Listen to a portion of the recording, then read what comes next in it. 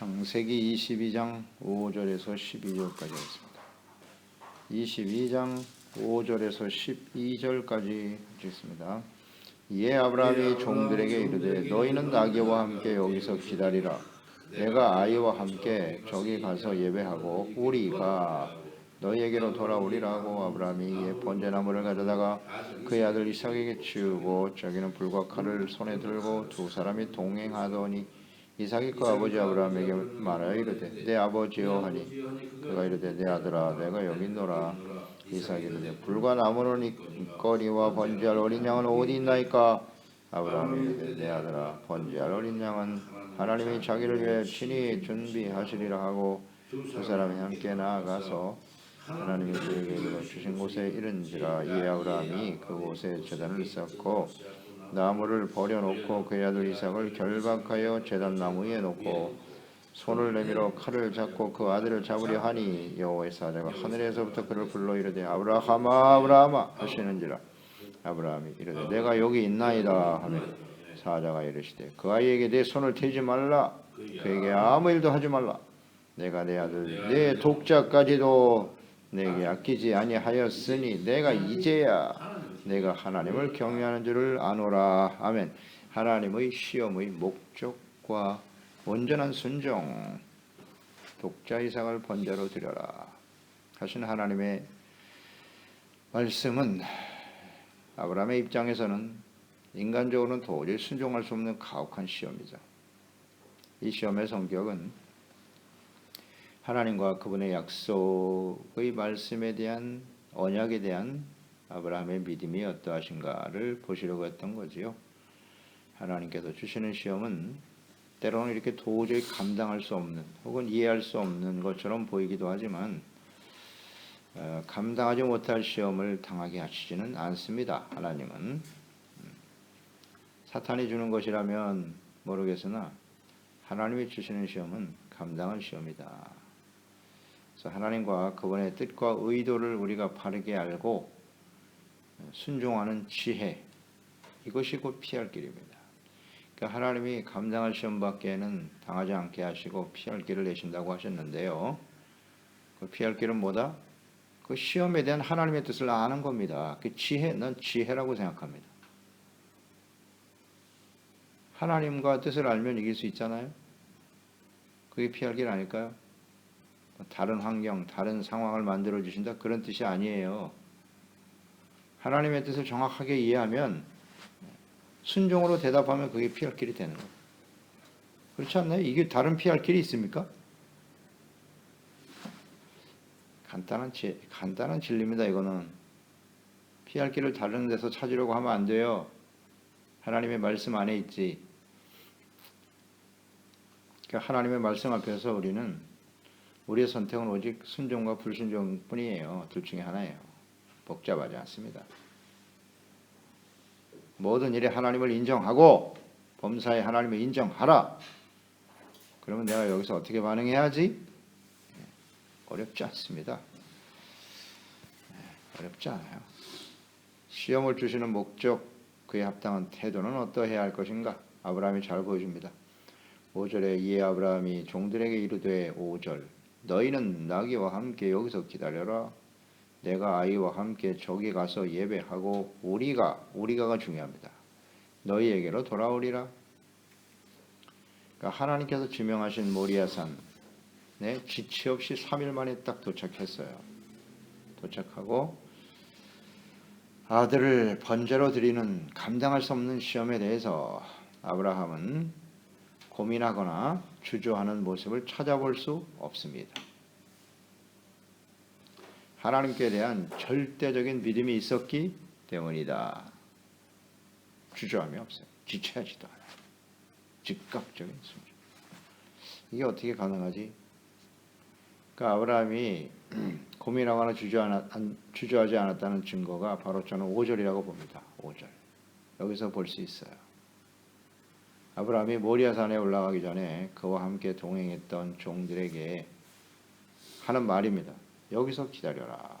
여기서 기다려. 아들을 내가 이 아이와 함께 가서 예배하고 우리가 그랬어요. 우리가 혼자 오는 게 아닙니다. 아브라함이 아들 이삭과 함께 너희에게로 돌아오리라. 우리.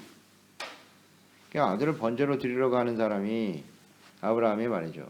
종들에게 예배를 드리고 우리가 즉 아들 이삭과 함께 돌아올 것이라고 말했단 말이죠. 이 고백 속에는 아들을 제물로 드려도 하나님께서 그 아들을 다시 살려내실 것이다 라는 믿음과 확신이 있었다는 방증 아닙니까?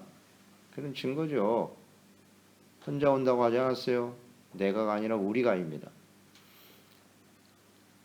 우리가 여러 번 묵상됐지만 아브라함은 하나님의 뜻을 정확하게 알고 있구나. 알면 되는 겁니다. 그게 피할 길이에요. 순종만이 피할 길인 거예요. 그게. 아브라함 지혜롭네요. 6절로 7절에 번제할 나무를 이삭에게 지우게 하고 자기는 불과 칼을 잡고 모리아산을 오르는 아브라함. 이에게 아들 이삭이 묻습니다. 아버지, 불과 나무는 있거니와 번제할 양은 어디 있나이까? 자신이 번제가 된다는 사실을 모르는 아들, 천진난만한 이 질문. 얼마나 가슴 아프겠어요. 이게. 아버지 입장에서는 말이에요.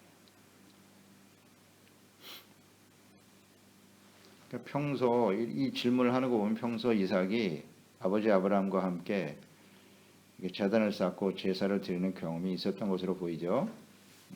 왜 제물은 없죠? 그 이전에 많이 드려봤다는 거예요. 그러니까 이삭도 경건한 삶이 있었다 이렇게 묵상이 되고요. 아버지 아브라함의 경건한 삶을 본받고 있다. 그러니까 참 대답하기 곤란한 질문입니다. 이거. 아브라함이 뭐라고 대답했나요? 8절에 아브라함이 이르되 내 아들아 번제할 어린 양은 하나님이 자기를 위하여 친히 준비하시리라. 굉장히 중요한 말씀입니다. 이 8절이. 그러니까 이 아브라함의 대답과 아들이 아버지께 질문을 했어요. 재물은 어디 있어요? 그랬더니 그 아버지가 하시는 말씀이 하나님이 자기를 위하여 친히 준비하셨다. 번제할 어린 양을 하나님이 자기를 위하여 준비하셨답니다.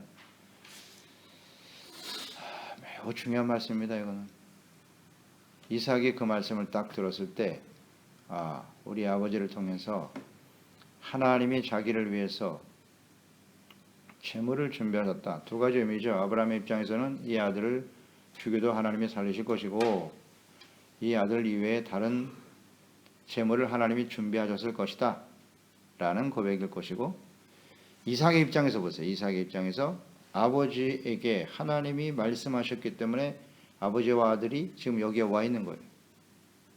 아브라함이 하고 싶어서 하는 게 아닙니다. 하나님의 뜻에 의해서 지금 제사와 예배를 드리고 있다는 사실을 이삭은 알고 있다는 거죠. 그런데 그 양을 하나님이 자기를 위해서 준비하셨다는 거지. 하나님이 준비하셨구나. 여기에 대한 이 하나님의 말씀에 대한 이해와 믿음이 이삭에게는 있었다.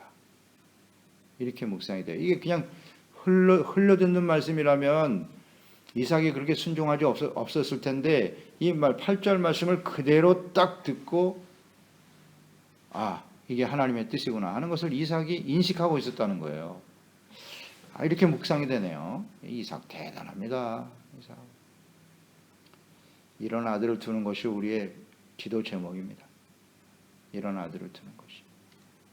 아브라함이 큰 복을 받았네요. 하나님이 친히 준비하실 거야. 그러니까 아브라함이 하나님께서 제물로 드릴 양을 준비하셨다고 하는 말은 이삭을 제물로 드리라고 하신 하나님의 의도를 정확하게 알고 있었다는 거예요. 어린 양을 준비한 네가 아닌 내가 이 아들 죽여도 살릴 거고 하나님이 다른 제물을 준비하셨을 거다. 따라서 이 아브라함의 대답은 참 곤란하죠. 대답하기 곤란한 질문이긴 하나 적당히 돌려대려고 하는 말은 아니었다. 그렇죠? 하나님께 대한 하나님의 뜻에 대한 확신한 믿음을 가진 진실을 말하고 있는 것이다. 이렇게 묵상이 되고요. 이런 대답을 할 수가 없죠. 하나님의 뜻을 알지 못한다. 아마 아무 말도 안 했을 거예요. 묵묵부답. 이 하나님에 대한 신뢰가 없었다면. 우리가 이 상황에 들어가서 한번 생각해 보세요. 우리 같으면 어떤 대답을 할 수 있을까? 하나님께서 미리 이 아브라함의 고백처럼 순양을 수풀에 걸려서 준비하게 하셨지만은 저는 이 말씀을 8절 말씀을 딱 묵상하는 순간 이 하나님께서 미리 준비하시기도 하셨겠거니와 문제는 아브라함이 어떻게 행동할지 모르잖아요. 하나님 지금 테스트하고 계시는 상황인데 근데 이 8절 말씀을 딱 선포할 때 하나님이 들으셨을 거 아닙니까? 딱 듣고 야, 이 아브라함 대단한데 빨리 준비해야 되겠다. 그래서 하나님이 준비해 놓으신 게 아닐까? 이 8절 말씀을 듣고 그렇게도 묵상이 되더라고요. 8절 말씀을 하나님이 자기를 위해서 준비하실 거야. 어린 양은. 그러니까 야, 이 아브라함. 그러니까 우리가 하나님 앞에 이렇게 하나님의 뜻을 알고 온전한 믿음으로 선포하고 증거하는 것이 얼마나 중요한가. 그래서 하나님이 온전히 이 말씀 가운데 준비하셨다. 이 말씀을 듣고 이제 마음에 확신을 가지신 것 같아요. 하나님이. 야, 이거 빨리 준비해. 그렇게 묵상이 되네요. 9절에 하나님이 그에게 알려주신 곳에 이르는지라 이 아브라함이 그곳에서 제단을 쌓고 나무를 버려놓고 그의 아들 이삭을 결박하여 제단 나무 위에 놓고 손을 내밀어 칼을 잡고 그 아들을 잡으려 하니 아브라함은 뭐 주저함이 없습니다. 주저함이 없어요.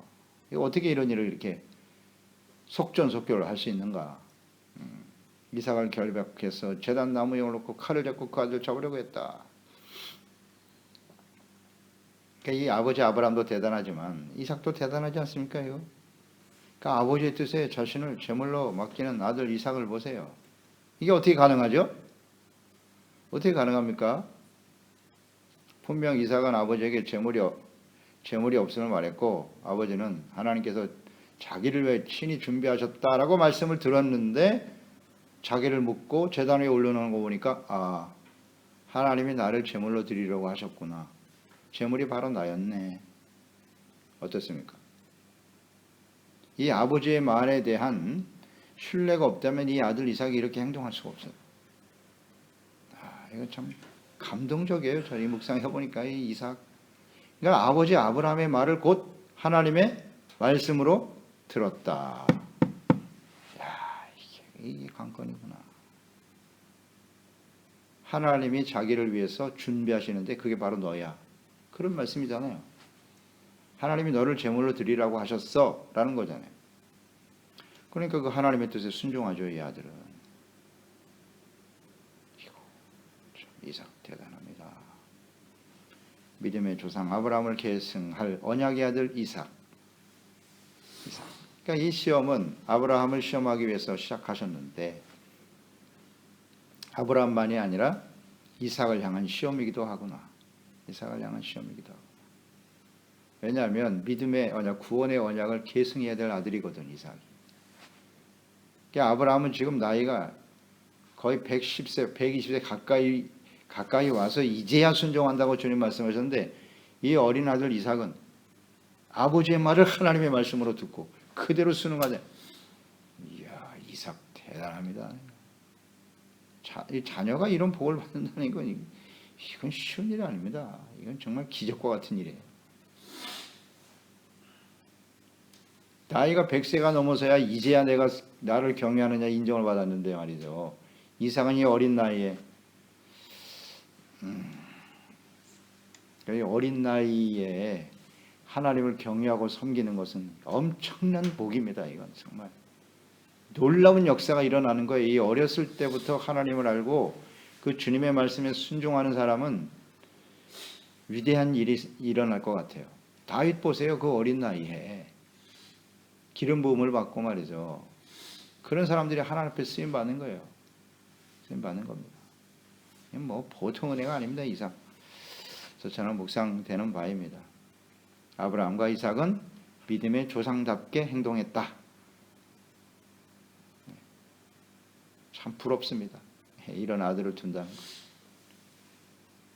참 부럽죠. 이게 우리가 하나님 앞에 기도해야 될 제목이에요. 세상에서 뭐 얼마나 대단한 사람이 되고 그런 거 중요하지 않아요. 세상에 대단한 사람, 출세하고 성공하는 사람은 세상에 가득하니까 하나님이 없어도. 이런 믿음을 계승하고 아버지의 말을 하나님의 말씀으로 듣고 아멘 하고 순종하는 이 모습. 그러니까 우린 두 가지를 묵상하게 되는 거예요. 이 아브라함이 흠이 없이 살았다는 것이고 그 아들 이삭의 입장에서는 그 아버지의 경건한 모습을 본받았겠죠. 그러니까 이렇게 순종할 수 있었겠지.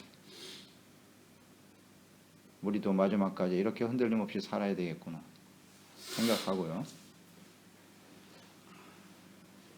자녀들이 훨씬 더 지혜로워요. 우리가 벌써 딱 행동하는 거 보면 다 알아요. 말하고 행동하는 거 보면 우리 부모님들이 어떤 생각을 가지신지 다 알아요. 진짜 하나님 중심으로 말씀 중심으로 사시는 분인지 자기가 옳은 대로 자기 판단이 무슨 진리인 것처럼 그렇게 말하고 하지만 다 알아요. 자녀들은. 그래서 언제든지 하나님의 말씀이 중심이 되어 살아가는 흐트러지 없는 부모의 모습, 또 자녀의 입장에서는 부모에게 순종하는 것이 곧 하나님께 순종하는 것이다. 이거 어려서부터 배워야 되거든요. 쉽지 않아요. 어려서부터 배워야 돼요. 우리가 계속 아는 바이지만 자녀들 순종 잘 안 합니다. 어려서부터 말 안 들어요. 애들은 어려서부터 말 안 듣습니다. 순종을 가르쳐야 돼요. 순종. 부모에게 순종하는 것이 하나님께 순종하는 거야. 이렇게. 근데 이게 쉽지 않죠. 아브라함, 이삭. 감동적입니다. 정말. 감동적이에요. 그러니까 아브라함이 칼을 드는 순간 이미 그 아들 이삭은 죽은 거예요. 죽은 겁니다. 지금 아브라함이 쇼를 하는 게 아닙니다. 지금 하나님 앞에서 히브리서 11장 17절로 19절 아닙니까? 아브라함은 시험을 받을 때 믿음으로 이삭을 드렸으니 그는 약속을 받은 자로 돼 그 외아들을 드렸다. 그에게 이미 말씀하시기를 내 자손이라 칭할 자는 이삭으로 말미암으리라 하셨으니 그가 하나님이 능히 이삭을 죽은 자 가운데서 다시 살리실 줄로 생각한지라. 생각하고 칼을 들었단 말이에요. 그를 죽은 자 가운데서 도로 받은 것이니라. 아멘입니다. 이미 칼을 드는 순간 아들을 죽여도 하나님은 다시 살리실 것이다 하는 믿음을 갖고 있었다는 거지요. 자, 이걸 묵상하면서요, 우리 이렇게 적용을 시켜보죠. 아들을 죽여야 하는 극단적이고 극복할 수 없는 시험은 우리에게는 없습니다. 우리는 이 아브라함과 이삭처럼 그런 존재들이 아니에요. 예. 그렇게 못해요, 우리는. 그럴 시험은 우리에게 없을 거예요. 따라서 어떠한 시험과 시련이 다가와도 이 하나님께 대한 믿음과 신뢰, 절대적인 믿음과 신뢰를 가지고 흔들리지 말자. 흔들리지 말자. 이 하나님께 대한 신뢰를 가지자. 그렇죠? 이게 교훈입니다. 우리는 감당할 시험 밖에는 주시지 않는다고 하신 걸 알면서도 막상 나에게 시련이 다가오면 사정없이 흔들린다고. 하나님의 존재 여부 자체도 막 흔들리고 하나님이 왜 나에게 이런 일을 당하게 하시냐고. 이럴 때 창세기 22장으로 돌아가자 생각하시면 돼요. 창세기 22장이 기초니까. 기초. 야, 나의 시험이 아브라함보다는 좀 낫지 않나? 예, 이렇게. 이 일을 통해서 하나님이 시험하시려고 하는 목적이 뭐지? 알면 이길 수 있잖아요. 그리고 이렇게 가르쳐야 하고요.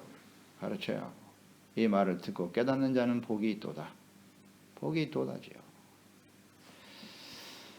그 하나님, 아브라함의 하나님이 다르고 우리 하나님이 다르십니까? 그렇지 않죠. 그러니까 이 하나님의 뜻을 알고 성경에 잘 나타나 있으니까 이렇게 그대로 반응하면 되는 거예요. 아브라함처럼. 제가 순종하겠습니다. 하나님. 여기서 뭐 내가 아무리 무슨 생각하고 고민한다고 해서 나의 생각과 결정이 진정 그것이 하나님이 기뻐하시는 복된 삶이 될 수 있을까? 한번 생각해 보세요. 여기서 만약에 아브라함이 이 시험에 불합격했다. 그러면 하나님은 어떻게 하실 것 같습니까? 절대 포기 안 하십니다. 하나님은. 그 다음이 계속 이어지는 거예요. 한 번에 끝날 것이냐? 아니면 계속될 것이냐? 이 문제일 뿐이에요. 한 번에 합격해야지 그냥. 어차피 계속될 일인데 이 테스트는요. 우리가 천국 가는 그날까지 계속됩니다. 우리가 원하지 않는 바이지만 계속됩니다. 그러니까 이런 일이 다가왔을 때 기회로 여기고 할렐루야 하나님께 믿음을 보여드리자. 죽든지 살든지 하나님이 우리를 죽이셔야 하겠는가 이런 확신을 가지고 말이죠. 이 아들을 정말 죽이시겠어? 죽이셔도 살리실 거야. 아멘. 이런 확신. 이로 인해서 내가 비록 실패하고 넘어져도 하나님은 나를 다시 살리실 수 있어. 아멘. 이거 아닙니까? 이것만은 안 됩니다, 주여. 맨날 그냥 거기서 발을 통통 구르고 있어요. 죽으면 부활이고 뭐가 겁납니까? 여기서 내가 실패하고 넘어질 수도 있지. 그러면 하나님은 나를 믿음을 보시고 다시 살려내실 거야. 사업이 망해도 다시 살리실 거고, 내가 안 되면 자녀들을 통해서 이루실 거고. 이런 믿음이 있어야지. 믿음이, 확신이. 그냥 막 벌벌벌 떨고 이것만은 안 됩니다. 그럴 필요 없어요. 필요 없습니다. 그렇다고 되는 것도 아니고. 이거 아주 확실한 교훈은 없습니다. 이런 시험은요 계속되는 거예요. 예수님도 시험 받으셨잖아요. 하나님의 아들 예수님도 마귀로부터 시험을 받으셨고 하나님이 허용하신 거예요. 그런데 말씀으로 이기셨죠. 예수님은 이기셨습니다. 그 다음 예수님께서 제자들을 요한복음 6장에 보면 시험하는 장면이 나오죠. 오병이의 기적을 행하실 때도 제자들을 시험하셨어요. 예수님도 시험하세요. 요한복음 6장 5절로 7절에 예수께서 눈을 들어 큰 무리가 자기에게로 오는 것을 보시고 빌립에게 이르시되 우리가 어디서 떡을 사서 이 많은 사람들을 먹이겠느냐 하시니 너희가 먹을 것을 주어라 그랬어요. 다른 복음서에는 이렇게 말씀하시면 친히 어떻게 하실지를 아시고 빌립을 시험하고자 하심이니라. 근데 빌립은 이거 각 사람을 먹이려면 조금씩 먹게 해도 200데나리온이나 드는데요. 돈도 없고 떡도 없어요. 요셉 보야 돼. 할 수 없다고. 이게 시험인데 이걸 몰라요. 근데 안드레가 오병이어를 가지고 믿음으로 하나님께 드렸을 때, 예수님께 드렸을 때 기적이 일어나더라. 이 다 믿음의 테스트라고. 믿음의 테스트. 불가능한 상황이 다가올 때 이거나 프로해봐. 이것만 알면 다 해결되는 거예요. 이걸 잘 몰라요. 그래서 11절 12절에 칼을 드니까 여호와의 사자가 하늘에서부터 그를 불러 이르되 아브라함아 아브라함아. 하나님이 더 급해지셨어. 이제 내가 여기 있나이다. 이 대답하는 곳에 아브라함이 이르되 내가 여기 있나이다. 내가 하나님을 이렇게 부르실 줄 알았어요. 이 느껴져요. 날 부르시는데 왜 부르세요 하나님? 내가 여기 있는데요. 아무것도 하지 마. 손대지 말고. 그냥 여기서 아브라함이 웃었을 것 같아요. 나는. 느낌이 그래요. 느낌이. 속으로 하나님 그러실 줄 알았지. 이렇게. 이런 마음이 일면 있었고 긴장이 됐겠죠. 물론. 긴장이 됐겠으나 죽여도 살릴 거라는 믿음을 갖고 있었으니까 그 전에 스톱하니까 역시 하나님.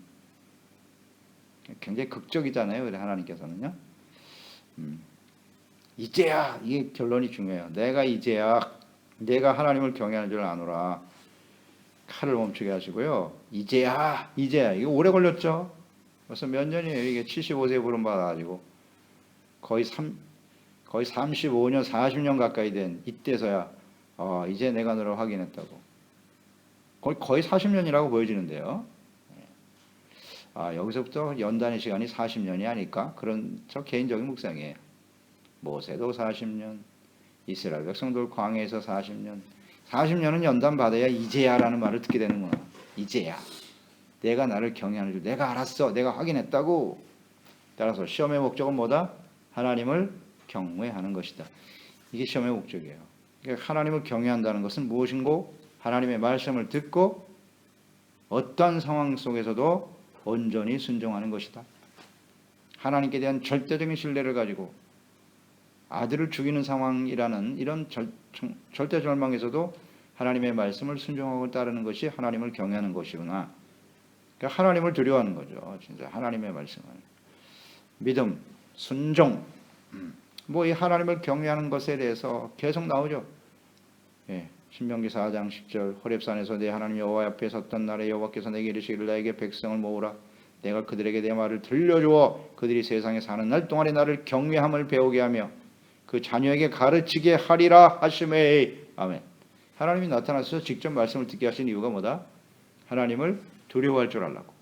하나님을 두려워하는 경외하는 것을 배우고 그 자녀들에게 가르쳐라.